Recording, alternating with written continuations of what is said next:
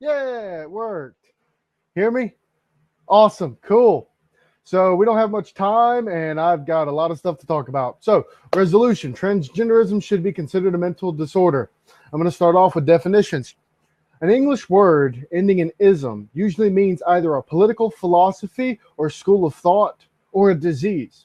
Stoicism in philosophy, for example, communism in politics, or rheumatoidism in medicine. In general, majority of transgender people discussing trans issues don't use the word transgenderism. They use clinical terms like gender dysphoria, gender incongruence.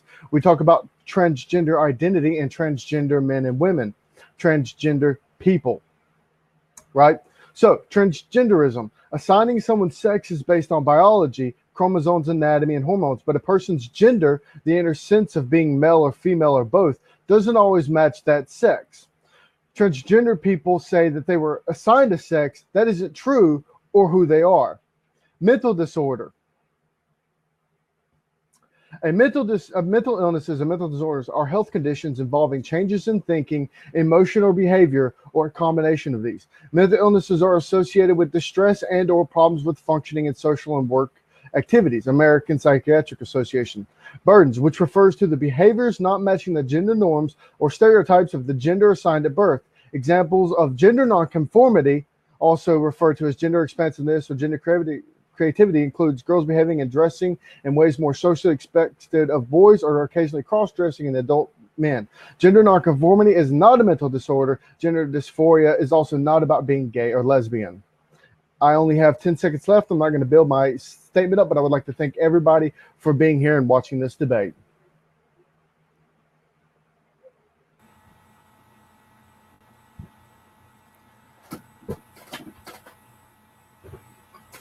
All right. Okay.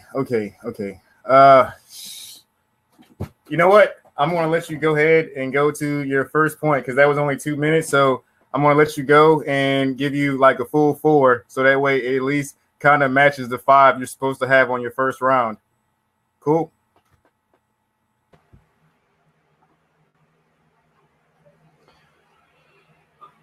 All right, I would like to start off this debate after I've given my definitions and my case section. So there's going to be 2 contentions. Now I'm going to start off with this quote. It's from Dr. Paul McHugh, former psychiatrist and chief of Johns Hopkins.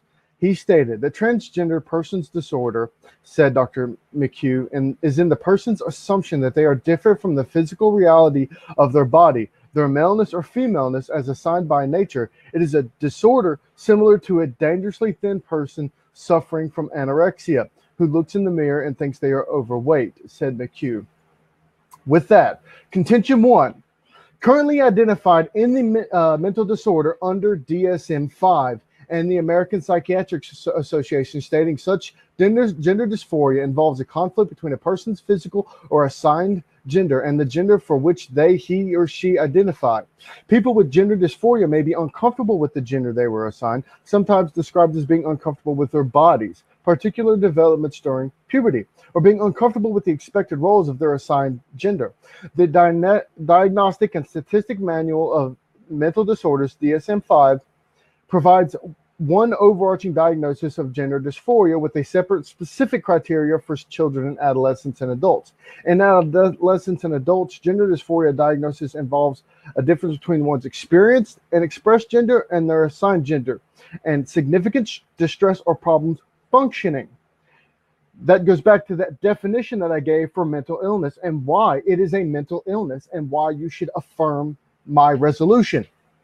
I will give you the 6 criteria. Now, of these 6 criteria, it has to last for 6 months and shown by at least 2 of the following of the 6 criteria. 1, a marked incongruence between one's experienced expressed genders and primary or secondary. Okay, I guess that was the end of your 2 minutes. Okay, I'm going to add on to your definition of mental disorder. I guess you're going to be mostly focusing on the definition of transgenderism or whatever that definition is. I want to focus on the definition of mental disorder. Okay, so I'm going to dig into a little bit more on the American Psychiatric Association. So we have a clinically significant behavioral or psychological syndrome or pattern that occurs in an individual. It must not be merely an expectable and culturally sanctioned response to a particular event, for example, the loss of a loved one, a manifestation of a behavioral, psychological, or biological dysfunction in the individual. Neither deviant behavior nor conflicts that are primarily between the individual and society are mental disorders unless the deviance or conflict is a symptom of dysfunction in the individual. And the last one is associated with present distress or disability, or with a significantly increased risk of suffering death, pain, disability, or important loss of freedom. Now, let me see how much time I have left. All right, I have about 45 seconds, so I'll start. Mental disorders are associated with like distress, disability, or significantly increased risk of suffering death, pain, disability, or important loss of freedom. For being transgender, there is no association with a mental disorder. The reason why, when you look at mental disorders, you have clinical depression that can be caused by, hold on, watch, 19 seconds. Okay. Clinical depression that can be caused by childhood trauma and hormonal changes, bipolar disorder that can be started by genetic disposition or bipolar disorder, altered health habits. You have dementia that can be started by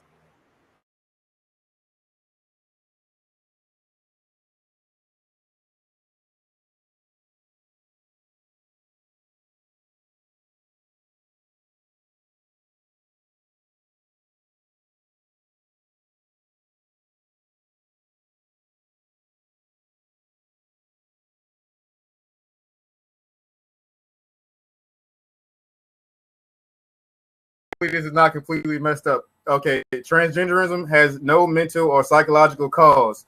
The most rational explanation for being transgender is the natural evolution of homosexuality and the freedom of expression of homosexuals. Since homosexuality is not a mental disorder, then a person born as a male choosing to identify as a female cannot be considered a mental disorder. The point of that one was that a mental disorder has to have a cause that causes to it. And with being transgender, there is no psychological or mental cause that can be traced by medicine, or one that can be treated by either therapy or by medication. So going off those right there, off the definition of mental disorders and looking at other definitions of mental disorders and looking at other mental disorders, being transgender does not fit according to that at all. So I'll go ahead and pass it back. I think we might just be about on time now. All right, thank you. So when it comes to your definition, so your definition is very much different from mine. You're just making an explicit change towards it, right? So before I go into my case, I'm going to build on your definition, because my case will explain why someone who is transgender has a psychological problem, right? So in the DSM-5, as I stated earlier, I gave you the 6 criteria for why it is a diagnostic mental disorder, right? So they have marked incongruence between one's experience, expressed gender and primary and or secondary sex characteristics. 2, a strong desire to rid one's primary or secondary sex characteristics. 3, a strong desire for the primary and or secondary sex characteristics of the other gender. 4, a strong desire to be of the other gender. 5, a strong desire to be treated as the other gender. 6, a strong conviction that one has the typical feelings and reactions of their other gender, right? So all of this leads me back to that point that Dr. McHugh brought up about someone suffering from anorexia and how that affects that person's life. Transgenderism also affects a person's life, as I stated earlier, is that a person with gender dysphoria has an extreme problem with their current self. That causes significant distress and problems functioning within our society. Therefore, there are cognitive and behavioral treatments that work with them. And there's also the treatment of transitioning that has been known to reduce a lot of the symptoms that they have in their transgenderism. So it is, by definition, within the DSM-5, a mental disorder. All right. Oh, okay. All right. So I just want to say that the definition that I gave you was exactly out of the DSM-5, which is the same one that you're using. But I'll go ahead and move to the next point. Okay. The next point is transgenderism is a choice, so it cannot be a mental disorder. A person born as a male who chooses to live his life as a female is just that, a choice. A white kid on the street with baggy jeans who speaks in slang and raps is often said to be acting black. That's a choice. A black guy who speaks in proper English and dresses in a polo shirt and slacks and is said to be acting white is a choice. A person that's living in a nudist colony and just wants to live his life being naked all the time, he's not considered mentally ill. He just does something that is considered socially normal. A transgender person denies that no transgender person denies that he or she was born a male or a female, but by choice, he or she chooses to live as the opposite sex. Their choice is, by them having free choice, this shows that it's not a mental disorder. It is the God-given right of freedom of expression as given to them by the First Amendment.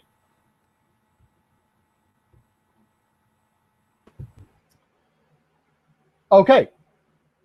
I just want to make a quick statement here. I think Malibu's Most Wanted with Kennedy disproved the acting black scenario. They tried to scare the black out of him, and it didn't work.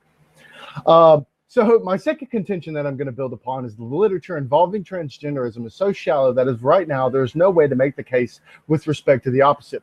Major studies stating that transgenderism is a neurobiological product do not have a significant amount of population size to validate as a legitimate claim as of right now. And the secondary argument, which is a turn on your first contention, coming from the radical social constructionists, is that gender is a social construct or a choice. The main issue here is that the two theories just purport a difference tend to cancel each other out. They both cannot be true. Firstly, to attack the social constructionist view, we only need to look at the John Money and the John Jones case, where a male child was circumcised incorrectly, and the parents, taking the word of the psychologist Money and physicians working with young children born with abnormal genitalia, believed that a penis could not be replaced, but that a functional vagina could be constructed surgically. It was also the safest and most conventional pathway to take. Money told the parents it was what was best for the boy. Money claimed that Reamer would be more likely to achieve successful functional sexual maturation as a girl than as a boy. For Money, a case where identical twins were involved where one could be raised as a girl provided the perfect test of this theory. Money and the Hopkins team persuaded the baby's parents that sex assignment surgery would be in Reamer's best interest. Now, so the baby underwent a bilateral orchiectomy, flipping it inside out, in which the testes were surgically removed and rudimentary vulva was fashioned. Bruce was reassigned to be raised as a female and given the name Brenda. And I'm going to pass the mic.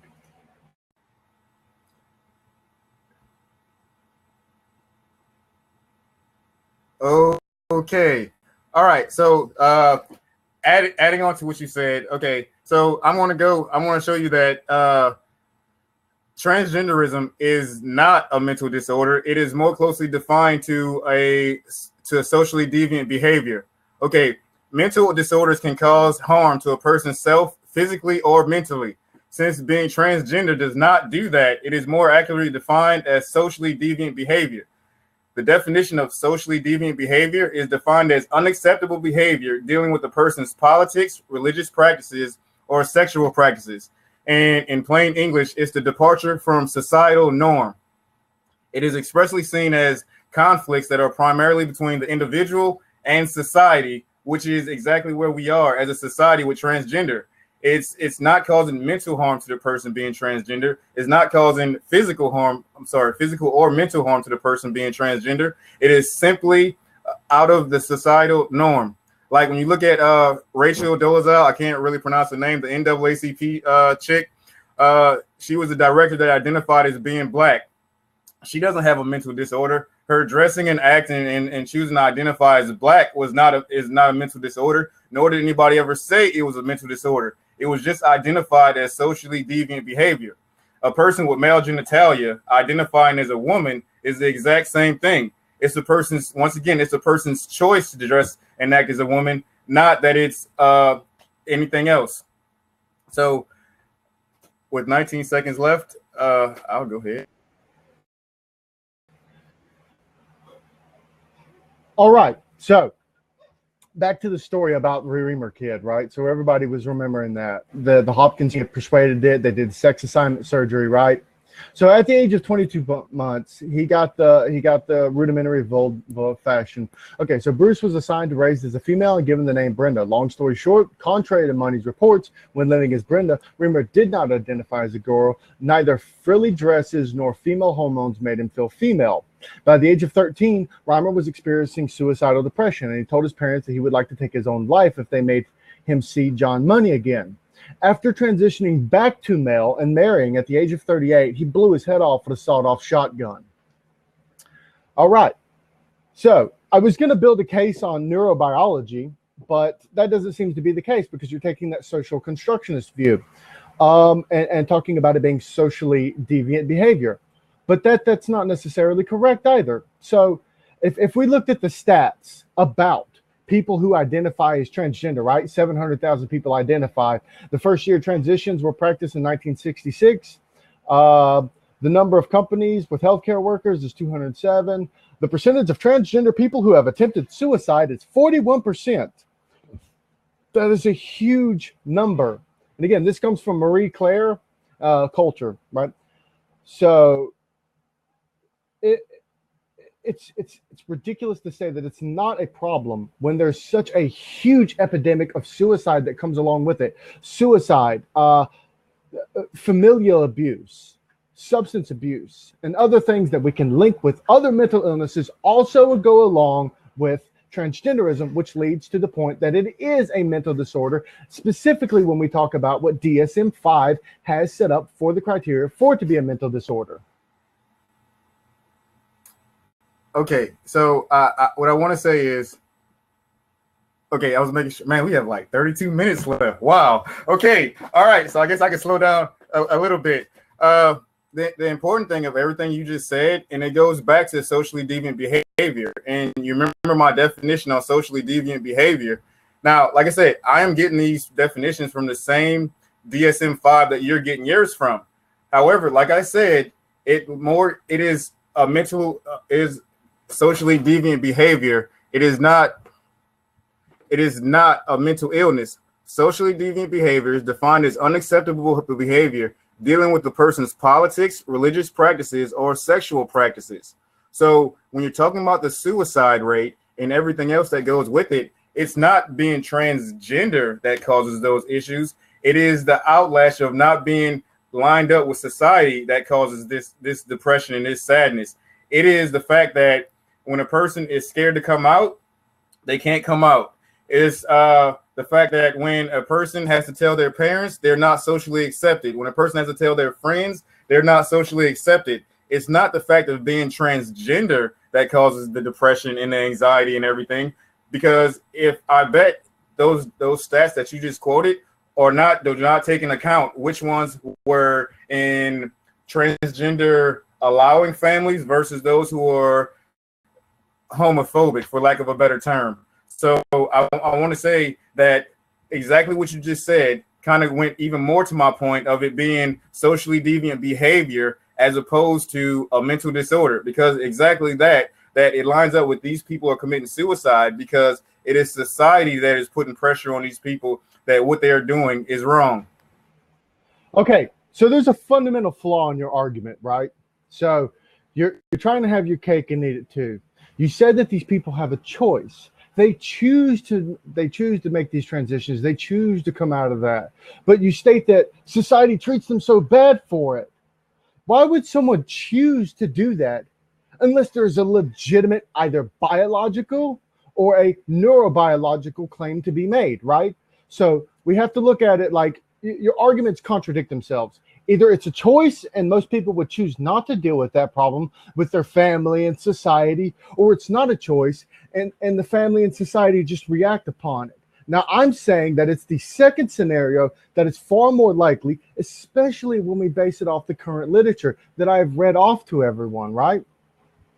And that goes back to what we were talking about with the DSM-5. I know you gave your claim, but your claim has not rebutted mine, because I've still stated that there is a problem. I've given you stats as to what those problems are. I've told you that they do have distress, that they do have problems, right? That it is a mental disorder. It's not a choice, because if it was a choice, I doubt people would choose to take on such a heavy burden. And I think until your argument can actually, balance out those two, I just don't see a case for the negative as of right now. So I'm going to pass it to you, because I really do. I want to see how do you take those fundamental two and pair them up in some legitimate way. Okay. All right. So, man, as I have so much, let me try to squeeze this into 2 minutes. Okay. So, going back to the examples in the DSM-5 of the mental disorders, you have clinical depression, bipolar disorder, dementia, schizophrenia, and anxiety disorders.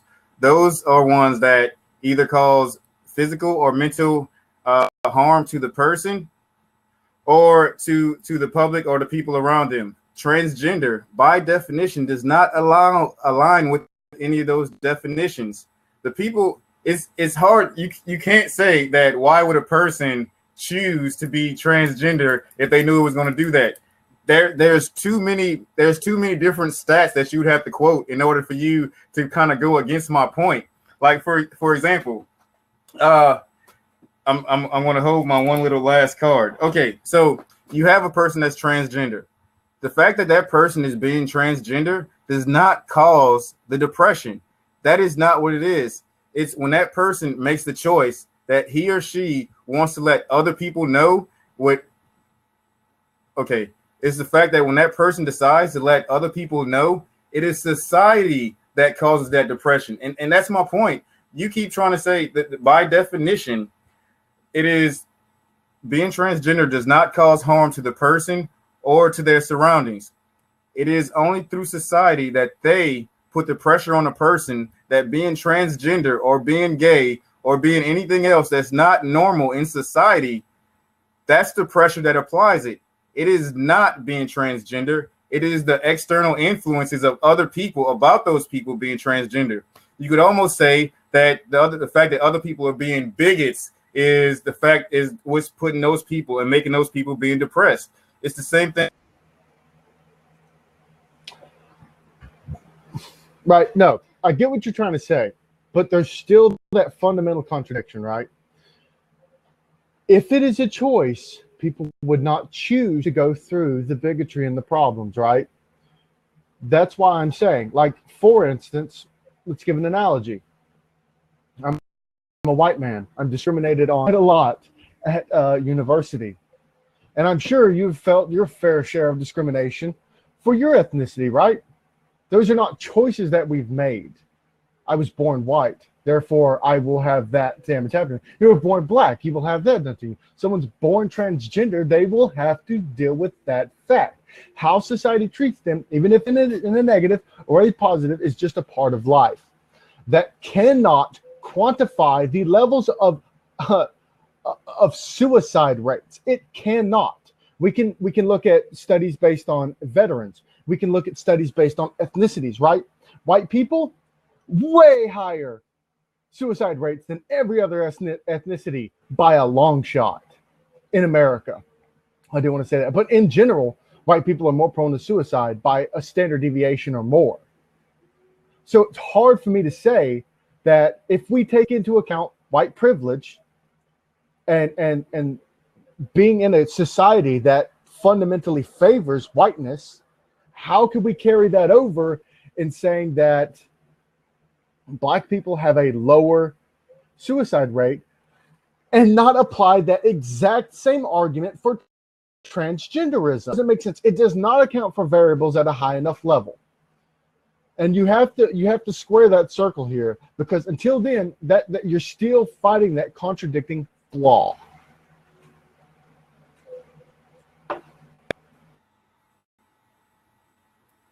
All right. So first of all, I want to say I really don't see the contradiction, but allow me to say this. Prostitutes have a higher suicide rate than transgender. And just like being transgender, being a prostitute is a choice. Now, of course, they could probably wrap it up and say that it wasn't society that made them do it. But once again, just like being transgender, the prostitutes, they are outside of the norm of being society. Also, on your stats about white people and black people and white people being the higher majority of suicide, you do have to realize that white people are the majority.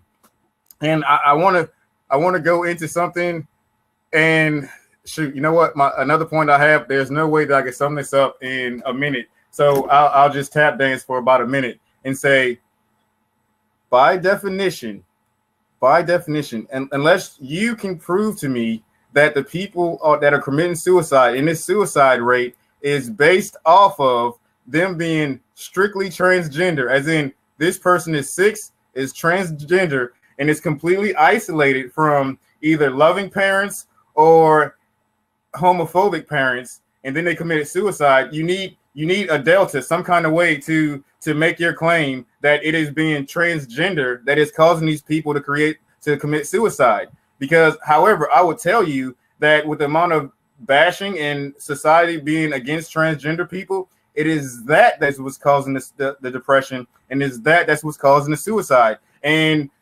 I'm in New Orleans right now, and trust me, this is one of the most liberal and transgender cities, and news on every night is about transgender and them feeling discriminated against, and that being the cause of their suicide and sadness.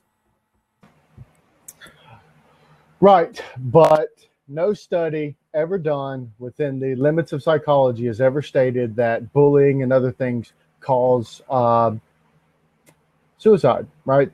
When the big debate about cyberbullying came out, they released a big study, and it stated that no bullying caused suicide rates. It had no incremental difference in suicide rates at all. Suicide rates are directly reflected upon the person's mental stability, not about their external factors, right? So let's brush that fact aside. I want to go back to the white people thing, just as a set of statement, right? When I stated that white suicide, I was not using it as an aggregate number. It's actually of population percentage, and it's still a very much bigger number. And the prostitution statement, right? So the reason why that's true is because most of those victims that we talk about in prostitution rings, it's not prostitution per se, that's human trafficking. That is a fundamental difference between prostitution, which is a non-coercive action of a female selling her body or a male selling their body, versus captured at 9 years old, sold into slavery, and raped repeatedly and filled up with drugs such as like booty juice and things of that nature. And that fact comes from rapeis.org.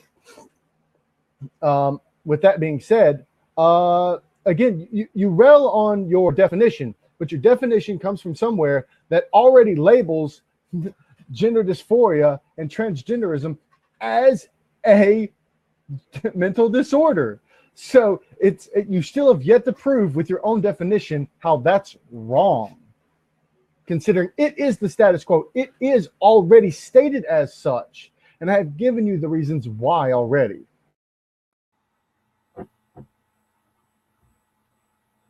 Man, you had to pass that back to me right when I was looking for something. I was looking for something to prove the point that you were just going, and you had to pass it back. That is horrible. Okay, so what I'm going to say is this.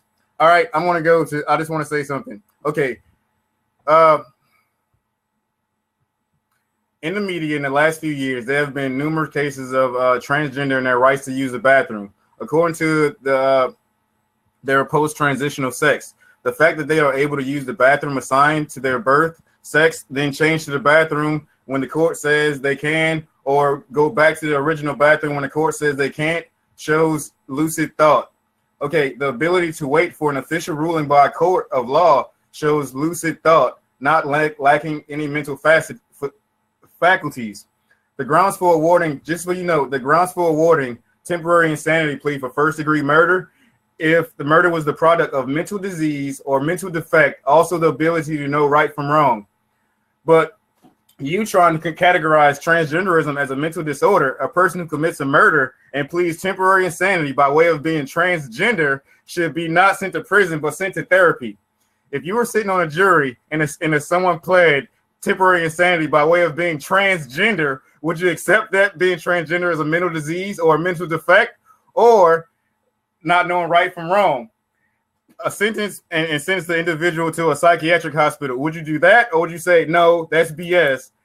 Being transgender does not in any way or shape affect their mental capacities. See, you can't have it both ways. So what you're saying is this is being a mental disorder, that this person has no choice, because you've been trying to debate choice off me the whole time. So you're saying the person has no choice. So by definition, which you just defined and which you're trying to argue.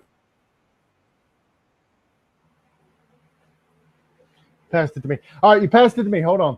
So let me talk about that. So that is a false analogy fallacy, right? You're building an analogy that does not make sense. So when someone states that in a court case that they plead temporary insanity or insanity, right? That is a legal definition. That is not a psychiatric, a psychoanalytic, or a psychological statement, right? That is a legal statement.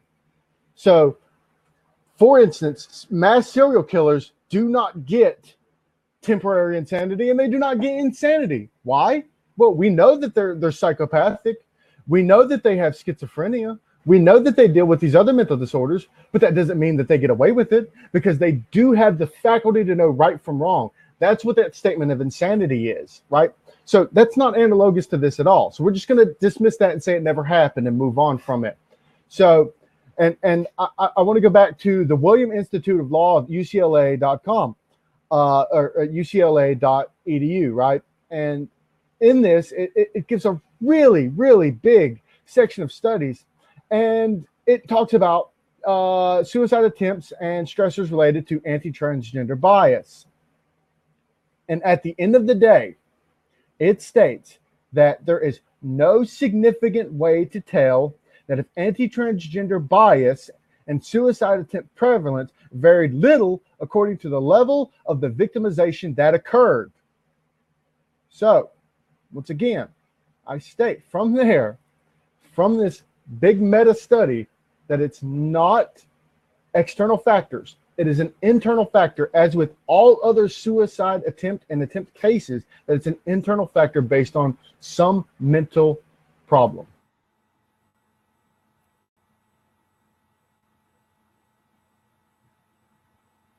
Okay, so I just want to say this. According to the American Psychiatric Association, when you're defining mental disorder, it excludes, and it specifically says this in parentheses, it excludes a person's religion and a person's sex. Okay? When you go to the definition of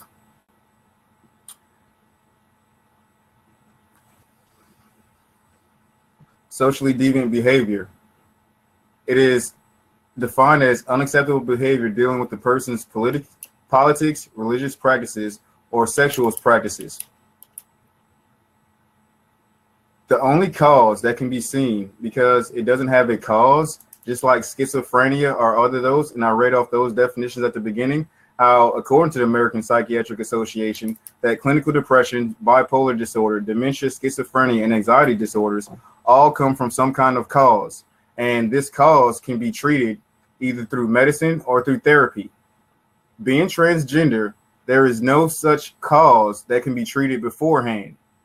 Due to that, it does not line up with being a mental disorder. It only lines up with being socially unacceptable behavior. And like I said, just look at the amount of riots and everything else and people protesting and stuff like that. It is obvious that it is due to society and stuff like that, that most of this is happening. And I'll tell you that when you look at black people and coming through that right there, it is not being black that was making everybody have depression and commit suicide or anything like that. It was the fact that the peer pressure of going outside and possibly being lynched and everything else. It's always Right. Well, no. So back to the black thing real quick, because you misstated that, right? Black people actually have the lowest suicide rate of all ethnicities worldwide, right? Even in Africa, even in Jim Crow era United States, even in post Jim Crow era. Even before that, even in slavery era, they had lower suicide rates. It wasn't something that was a fundamental part of, I guess you could say, black culture, if you want to say it's a cultural thing. Which there's an argument for that, but it's not really the one I'm trying to make. So I want to make it clear that when we're talking about transgenderism, I gave the definition, right? So assigning someone's sex is based on biology, chromosomes, anatomy, and hormones. But a person's gender, the inner sense of being male, female, or both, doesn't always match that sex. People say that they were assigned a sex that isn't true or who they are. That is not a part of a sexual deviant statement, right? So I can be transgender and still fulfill my biological need to sleep with women, right? Even if I am a male to female transition, I still sleep with women and I still use my penis. So there doesn't have to be a sexual deviance there, and there doesn't have to be a social deviance there, right? So give you a little statement. People with gender dysphoria may often experience significant distress and or problems functioning associated with this conflict between the way they feel and think of themselves, referred to as experienced or expressed genders, and their physical assigned gender. Now again, significant distress and problems functioning. That is a part of your definition and my definition for mental disorder. And again, that comes from the American Psychiatric Association as well, which right there on their website, they state that it is a mental disorder. That's why I have the status quo. And you have yet to give me a significant amount and sufficient evidence to prove that it's not a mental disorder. Man, it's almost like you and I are in two different debates right now, because you keep saying I'm not saying something, but I really feel like I'm making my point repeatedly over and over again. Okay, let's go back to this. So I went through the other things that are considered mental disorders, and I made a list of everything that's considered a mental disorder. And I said that with each one of these mental disorders, that there is a cause and there is a treatable cause. With being transgender, or whatever name you gave it, there is no medical cause that can be treated. Transgenderism has no mental or psychological cause. Like I said, the most rational explanation for being transgender is a natural evolution of homosexuality and the freedom of expressions of homosexuals. Now, so since being homosexual is not a mental disorder, unless you want to argue that point, then being born as a male and choosing to identify as a female cannot be considered a mental disorder also. And like I said, there's so many, in any other reason that a person chooses to live life a different way. Like I said, it is by choice. And since it is by choice, then you can't argue the point that is a mental disorder, because mental disorders are defined by not having a choice. Most of the time it is passed down through the lineage, through the male, at least through the father or through the mother. You can't say that being transgender is passed down through DNA. No, it's not. It is the person that's there, and he chooses. I'll give it to you like this, right? A person could just be gay. If it's a man and he feels he wants to be a female and wants to have sex with other men, he can just be gay. But no, he chooses to go through and take the hormones. He chooses to have the surgery. He chooses to go ahead and put on a wig and live his life as a woman. Those are all. Okay, so you say that there's no cause for it, right? Well, I'm going to start off in stating that's kind of a genetic fallacy, because the cause of gender dysphoria could be multifaceted. And when you talk about schizophrenia and things of these nature, they're not always genetic. There could be a genetic cursor. There could not be a genetic cursor. It could be kicked on by some social, or it could be kicked on by some biological problem like fetal alcohol syndrome, right? The exact same thing can be stated about transgenderism. I do not need to define transgenderism as by what causes it, because let's say I say that and you say, well, that's not good. That's not a good enough. That's a genetic fallacy. So I don't necessarily need to do that. But the thing is there's multiple things that could cause it. There could be additional hormones in the mother's system, possibly as a result of taking medication.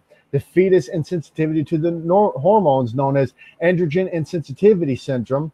When this happens, gender dysphoria may be caused by hormones not working properly in the womb. There could also be rare conditions like congenital adrenal hyperplasia. Intersex conditions, which cause babies to be born with genitalia of both sexes, can also cause it.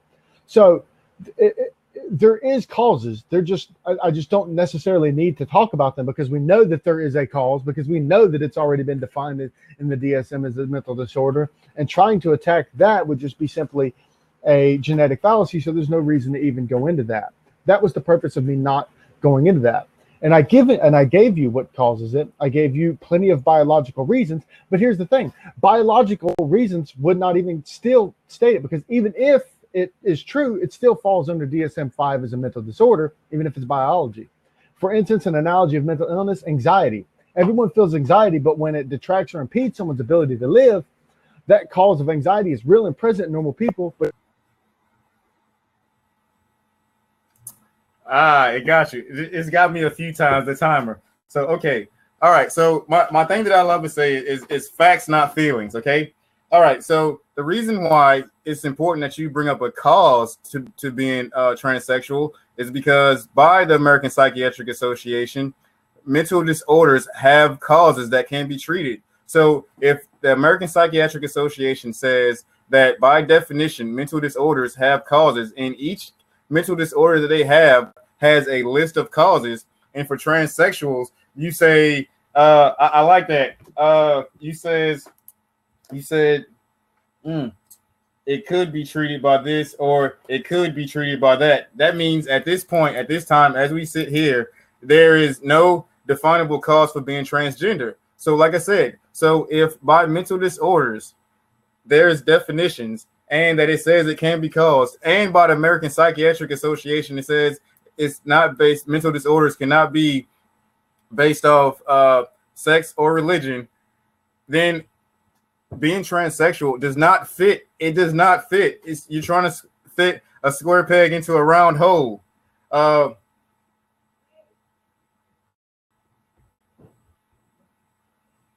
And I'll pass this back to you because hold on.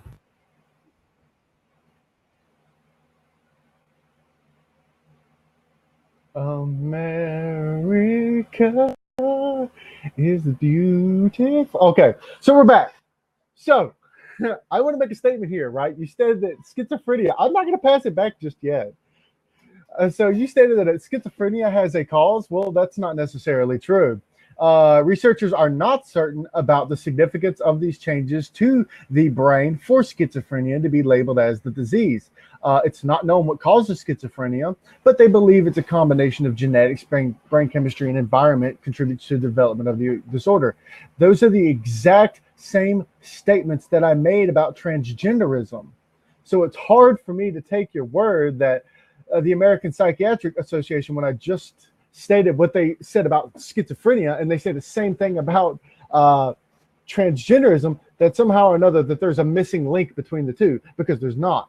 Neither of them have an absolute affirmative that states that's what causes them. Because if we knew that, we could avoid that altogether, and then we would never have that problem. But we can't. Therefore, we have to affirm the idea that he ran away. Come back. I want to give you a hug. Yay, he's back. I give him a hug. All right. So that being said, that's why I said it doesn't matter what the beginning is, because schizophrenia, we don't know what causes it. Depression, we don't know what causes it. We don't know what causes a lot of these. We have ideas. We have hypotheses. We test them. Some of them come true. Some of them don't.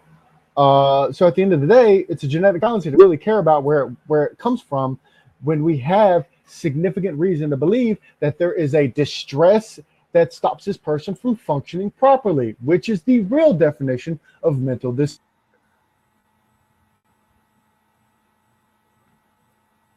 Okay, so I'm gonna start this off because I'm not gonna write this down.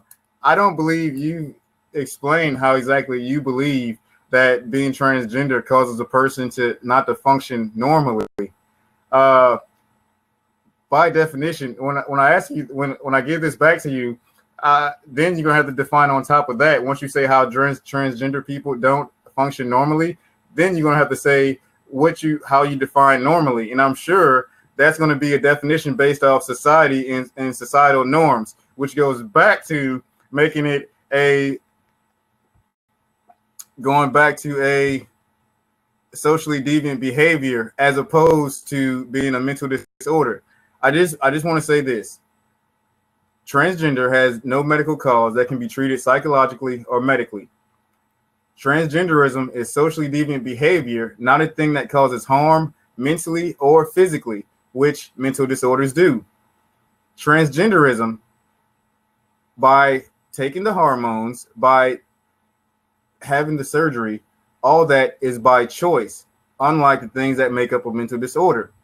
And just like I said, unless homosexuality is considered being a mental disorder, then being transgender cannot be a mental disorder either, because it's you can say it's, and this is debatable, of course, being transgender is one step further than being than being homosexual. Well, just plain homosexual. Yeah, I absolutely reject that last part outright as unbelievable conjecture. So you said that I did not explain why it's a problem, and I told you that they often experience significant distress under problems functioning associated with this conflict between the way they feel and think of themselves, referred to as experience or expressed gender. And then I gave you highlights of the problems that they have: high levels of substance abuse, high levels of suicide. That also leads to the point that I'm talking about. And I gave you the treatment options that they could seek: behavioral and cognitive therapy, or that they could go and transition to whatever level of transition they find good enough for them, right? And medical transition is the only relevant at and after the onset of puberty, right? So I gave you all of those things that you need. You had the puzzle. You just have to put it together. And this is for people who are judging this. And the statement is that everything that the negative has asked me, I have answered, and I have given sufficient reason to believe it. Now, here's the thing: when he talks about social deviance, and he's using a truism statement, but he's trying to base it in social deviance, right? So those two don't necessarily go together, but I can answer that through a pragmatist view. Now, as a pragmatist, I can say that based on the evidence, the answer that I'm giving you is sufficiently true, especially as of right now. And even if it's not, even if there is an issue on the biological or the neurobiological scale, it's still sufficiently true to be considered a mental disorder. That is why in the DSM-5, it is labeled as a mental disorder, and it is a problem that needs to be addressed, whether it's opening up rights or whatnot. You said it can be addressed by opening up rights. Is there any other mental disorder that can be solved by opening up rights? That's just a question, because I don't see schizophrenia being made socially okay by opening up rights. No, because schizophrenia, which has been shown to be observable by CT scans, there's no way that because schizophrenia has been shown to cause harm mentally or physically, unlike being transgender. And this is also for the person. Like I said, there's no definition that goes, and I started off with my definitions that I got from the same MSN DSM-5. I forgot the name of it right now because I've changed slides. It specifically says excluding sexual behavior and religious behavior, and I forgot the other one. But you haven't made the argument. Well, like I said, you haven't made the argument sufficient that it should be considered a mental disorder. For what reason? For what reason? And you can't say just because the person commits suicide or something like that, unless you can prove that just being transgender itself is the cause of these people committing suicide. And like I said, you have to have one person that's transgender that is completely separated from everybody. Then you must have a transgender person that is in a loving family. Then you must have a transgender person that's in a hateful family. In that way, to have an experiment. Other than that, you cannot prove that being transgender is the cause of this depression. So to that point, Yes, I did give sufficient evidence. I gave you a meta study. So a meta study isn't just one study of one group. A meta study takes all the studies that they've done on this group, right, and pack them into one study and run different how each different style of study is done, right? So one study, I guess you could say, comes out and states that there's a lower suicide rate for these transgender because they're from this family, and there's a higher suicide rate because they're from the poor side of the family, right? So this meta-analysis, this meta-study that I gave you, the AFSP Williams Suicide Report from Williams Institute law.ucla.edu states on page 11 in the school statement is that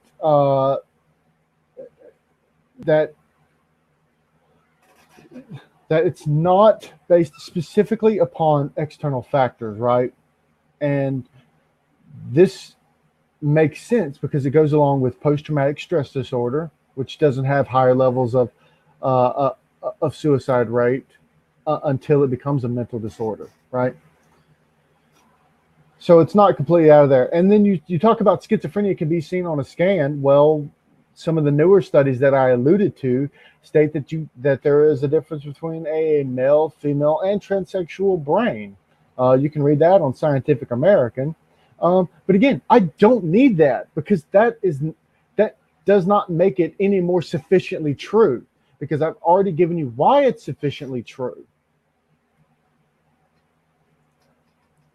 Because the DSM-5 has it as a mental disorder. It's already there. You still have to explain why it shouldn't be.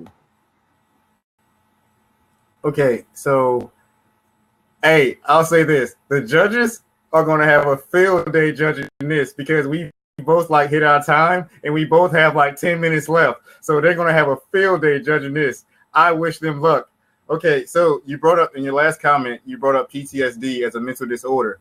Let the record show, and you know this as well as I do, that PTSD has a cause. Okay, so I'm going to go back and I'm going to go line by line by the MS5 from the American Psychiatric Association, their definition of being a mental disorder.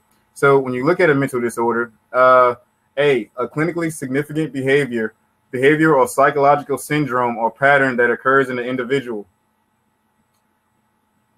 That's not being transgender. It must not be merely an expectable and culturally sanctioned response to a particular event. For example, the loss of a loved one, a manifested or of a behavioral, psychological, or biological dysfunction in the individual. Neither deviant behavior nor conflicts that are primarily between the individual and society or mental disorders. Once again, neither deviant behavior nor conflicts that are primarily between the individual and society or mental disorders. Being transgender does not affect anything else except for society. That is the thing that makes it offensive. That is the thing that makes it wrong. It is society that sets the tone of what is right and wrong and what is socially acceptable. And that is, and I don't even know how you can debate that or say that that's not true, because we both know that society does pretty much set the tone on what is right and wrong and what is acceptable to wear and what is acceptable for a man. Men should play baseball, women should play like volleyball and something like that. So just so everybody knows, I already addressed those arguments into my social constructionist critique, right? So I don't need to really harp on those too much. My social constructionist critique really gets into the heart of that. And he's yet to disprove my constructionist critique based on Reimer and all of that, right? That it's socially constructed. It's not. It's not. I've given you sufficient evidence. I've given you probably one of the top psychologists of the time and sexologists that even stated that it did not work.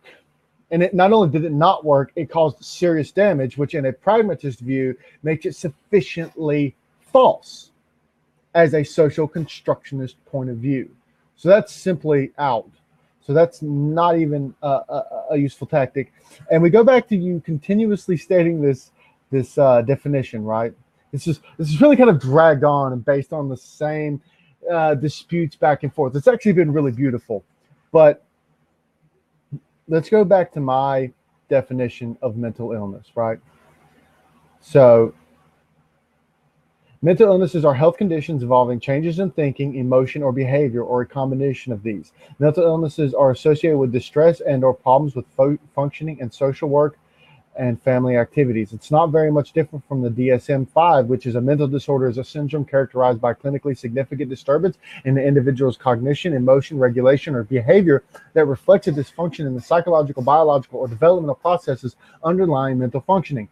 If you're going to sit here and tell me that changing your sex, chopping off a body part to align yourself in a proper manner is not a mental disorder, then you're not going to call anorexia a mental disorder. You're not going to call anxiety a mental disorder. You're not going to call a lot of these things that have far less real.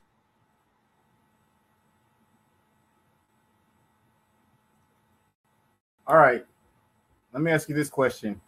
A lot. Okay, so let me ask you this. All right, so you're going to say, you say that, am I going to tell you that chopping off a person's something or something else is not going to create something like that, along with the same argument that it has nothing to do with being aligned with society and what's acceptable in society?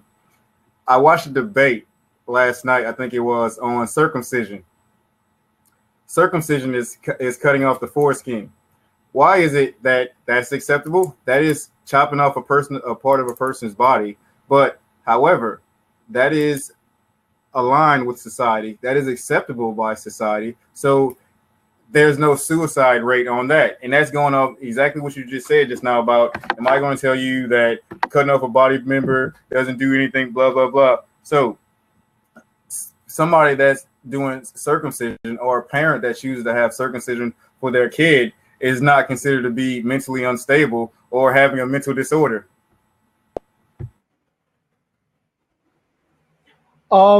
Actually, funny you should say that. Psychology Today, circumcision's psychological damage. We are deeply concerned with recently announced CDC guidelines promoting circumcision for all males, and in particular children.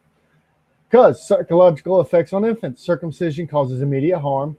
Pain from circumcision in infancy alters the brain, and infant circumcision has psychological consequences for men. Goldman notes that the shame and denial is one major factor that limits the number of men who publicly express this belief. Studies of men who were circumcised in infancy have found that men experienced symptoms of post-traumatic stress disorder, depression, anger, and intimacy problems that were directly associated with feelings about their circumcision. So let that be on record as a legitimate statement and a rebuttal to that entire platform, because I just disproved that, right? So yes, cutting off a body part does significant damage even at infancy. And yes, we have to look at cutting off a body part as a significant problem. And again, and I packed that later attack on the social constructionist viewpoint with pragmatism, right? That it is sufficiently true, especially considering that I have the status quo, that it is in the DSM-5, that it is a mental disorder already. You have not given me sufficient reason to not believe it, because everything that you said, I've turned. So at the end of the day, I have a question for you. If it's not a psychological, neurobiological, or some sort of mental disorder, why would someone go out of their way to chop a body part off? Because we wouldn't say someone who didn't want their leg didn't have a significant problem with their mental faculties, but somehow or another we deplete that away from the idea of their genitals.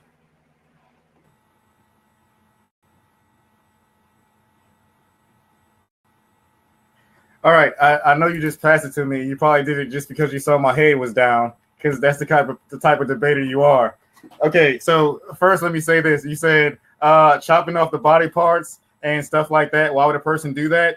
For the same exact reason that tribes in Africa put the big discs in their lips and stuff like that. They do the whole little neck thing. They extend their neck. They have the big things in their ear, because that is their either expression by religion or just their freedom of expression as a person. The same with being transgender. Now, you say that there's been some study that shows that circumcision is can do some kind of mental disorder. However, it is still legal and it is still permitted. It has not been classified as a mental disorder. So because that is guaranteed, it's still legal. Don't give me it's not legal. Yes, it is still legal. And it is because it is a freedom. It is in the freedom of religion and the freedom of expression, the same as being transgender. It is up to that person. It is a guaranteed right by the Constitution, freedom of religion, freedom of expression. Freedom of expression covers that a person, if he wants to cut something off, I wouldn't do it, but that's me. He wants to cut something off and become a woman. God bless him. God bless him. Let him do it. That is his right as an individual to do that. And like I said, you can't argue why would a person want to do that if this person didn't have a mental disorder. There are plenty of people that have tattoos all over their body, people that, like I said, get the big disc in their lip and stuff like that. None of those people are considered to be mentally unstable. Okay, so this is going to be a rather controversial point real quick to the African tribes that put the big discs in their lips and things. One, that's a cultural statement. Two, they do have a big mental problem. So again, this is going to be very controversial, so hold on to your seat, bucko. Let's do this. The average IQ, the average IQ of a sub-Saharan African is 85. That is one standard deviation away from mental retardation. That means 1 out of 6 sub-Saharan Africans are mentally retarded, and everyone above that is at a barely functioning rate. So it's hard to quantify that as something that's not a serious problem based on just IQ scales. Because what comes along with IQ? Well, there's a lot of fetal problems that happen in Africa because the low levels of mortality rate and things of that for these children. So yeah, we could easily define a mental disorder within that region to explain why they stick giant discs in their lips or why they stretch their neck so far that their head will fall off if they take a ring off. So yeah, there is a serious mental issue there that we do need to discuss, but it's not here for this debate. And then also it's culturally exposed over thousands of years, whereas transgenderism, at least in its current form, is a rather new phenomenon. And it's rather new because it's something that's been brought out into the open because people who also had transgenderism during history, now this is conjecture, but it's been talked about quite a lot, that Irish priests were a big gaggle of homosexuals and transgenders, and they went into the church to stave off their own self-hatred. So they would go to the church and worship God as monks. Therefore, they would not have to interact with society and not have to deal with the punishments that would be a part of their actions. I want to say two things. First, let me say, I don't know whether to laugh or be offended by what you just said about people from the continent of Africa. I'm not sure whether I should click the complaint button on this or not, but I'll just go with the debate for right now. I'll tell you this. I really believe that when guys in Georgia see this debate is probably going to be on the next call out video right there. But let me say this. The reason why that they're able to do stuff like that is because in Africa, the whole little body transformation and stuff like that is socially acceptable. It is. It's socially acceptable. So there's no high like, oh man, they're gonna hate me or something like that. It's socially acceptable. Just like homosexuality, the suicide rate has went down and has become more socially acceptable. And it's the same thing with transgender. Like I said, in probably 30 minutes ago, I don't even remember now, because I feel like I've been debating for 2 hours. Transgender is the natural evolution of homosexual rights and homosexual freedom of expression. It's just one step further than where it was before. You remember back in the days when it was just the norm when, say, it was a woman that was dressed up in a more masculine way, a woman with a short haircut or something like that. It was just socially acceptable. But now, if the woman says, I identify as a male, there's no change. The only thing that's changed is she said, now I identify as a male. Now there's an issue. Now there's a problem. and that's all based off society. And like I said, it's not a mental disorder. It's not in any way. All right. So I want to make a statement about that IQ. So I'm not just pulling that out of my behind. There's multiple studies, and actually 85 is a part of the Flynn effect of the current 2017 study, right? Or 2016, I apologize. In 2006, according to the national IQ of Nigeria, was 69 on the basis of 3 samples, 75, 65, and 69.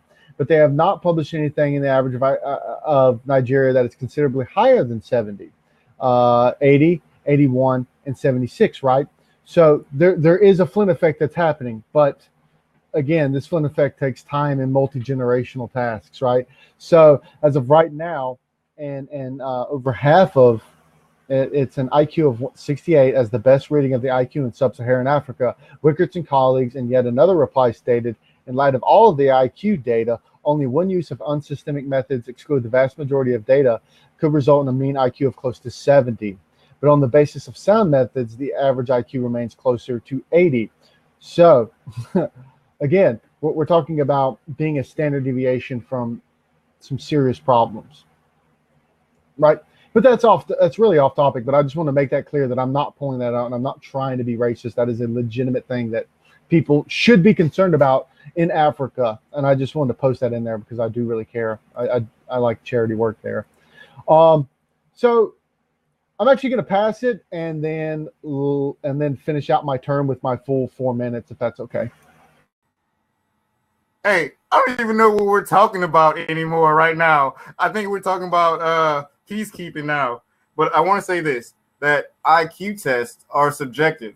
The same as standardized tests, as in, yes, the same way that has been proven that, yes, will you stop shaking your head? Yes, that is true. The same way that some people, when you take these standardized tests and take them to a test in the urban areas, that they don't score well because these tests are basically not things that they're accustomed to.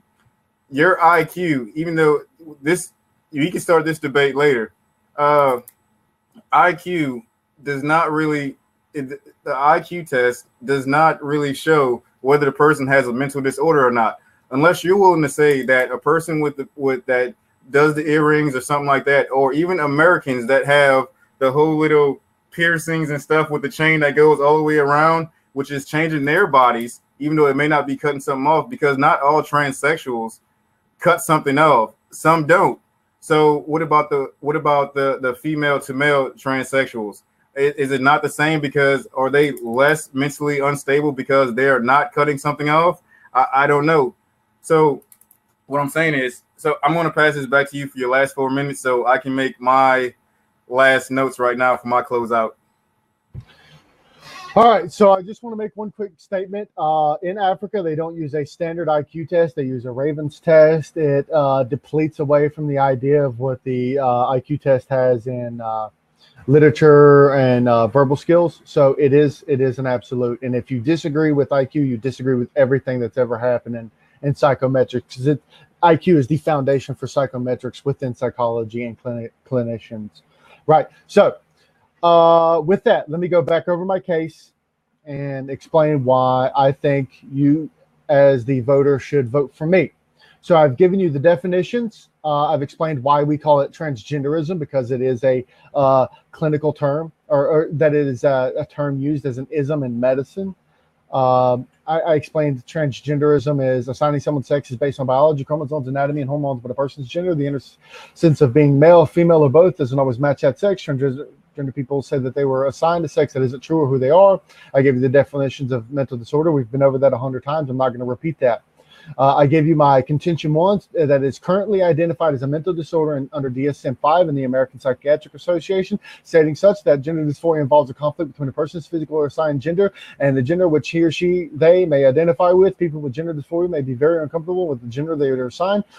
Sometimes described as being uncomfortable with their bodies, particular developments during puberty, or being uncomfortable with the expected roles of their assigned genders. Now, I gave you the 6 criteria for it being a mental disorder, that it has to have at least 2 for more than 6 months, and that it causes significant stress and disorder and problems in functioning within society. Here in 10 seconds, you're going to have to pass it back to me. So pop your head up here in a second. So a major study stating that is a neurobiological problem that I've given you. I've stated.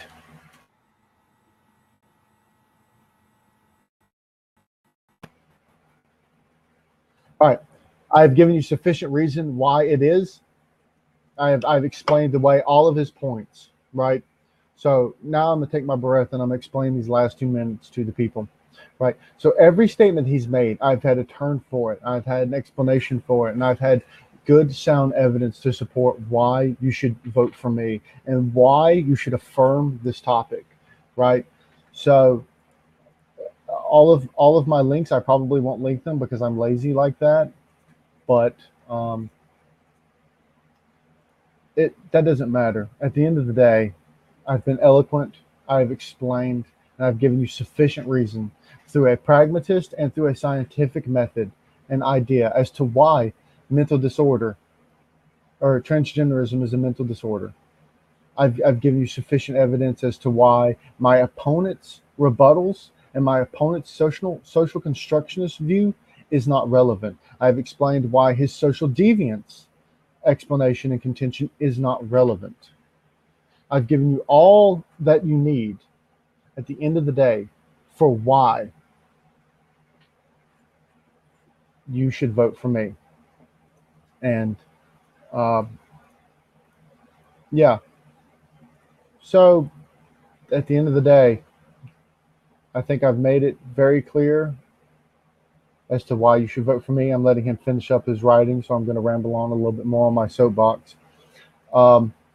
As I've gone through my contentions, don't forget the social constructionist attack was built upon the money model from psychologists and sexologists money that failed and actually called the suicide of a young man. Thank you. Have a great day. And I hope everybody enjoyed this and learned a lot, because this has been a hard debate.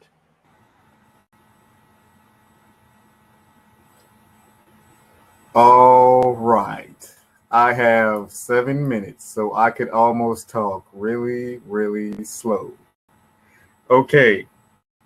First of all, let me say that it is not a mental disorder to have a low IQ. You can't just say because the people in Africa, these people with the rings in their nose, and they have a low IQ, that they have a mental disorder. That's not true. The awesome part about this is your time is up. So, oh, wait, do you have, it says 40 seconds left. Man, hey, you want these last 40 seconds, I guess? Here, let me pass you your last 40 seconds. Yay, 40 seconds. So with my 40 seconds, I want to talk about harvard.edu news/press release. I actually linked it. So lower childhood IQ is associated with higher risk of adult mental disorders. That's a pretty significant impact that I would like to state that is true. So lower IQ does cause things like, even in the military, all military statements about PTSD, one of the biggest things that they found is that lower IQ people tend to get PTSD way more prevalent than someone with a high IQ. So that's why the infantry actually has the lowest levels of PTSD compared to the other ones. Remember that.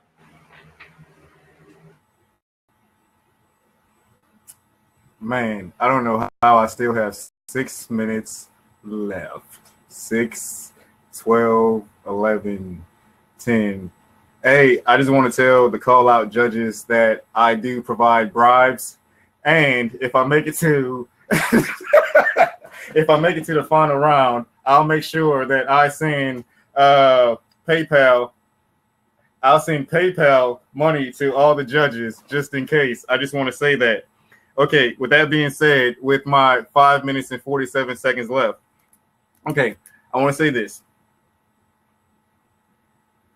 Regardless of all the definitions that we can do, because I know no judge is going to actually, man, this is about to pass it back to you in a minute. I don't know how that's supposed to work. Okay, so transgender, regardless of all the definition, is a person who says that he or she identifies as the opposite sex. that person chooses to take hormones or chooses to have elective surgery. And we all know what elective surgery is. That's surgery by choice. All of those things show choice. They do not show a mental disorder. When you look at other mental disorders, when you start looking at the mental disorders that I brought up in my original definition, clinical depression, bipolar disorder, dementia, schizophrenia, and anxiety disorders, just like PTSD, all those things are causes and are not things that are made by choice. That is the biggest thing that I'm harping on in this whole thing, is that transgenderism, just like everything else in our society, is by choice. You can't say that a person, and like I said, unless a person is willing to say that being homosexual is a mental disorder, then you can't say being transgender is a disorder. Hold on,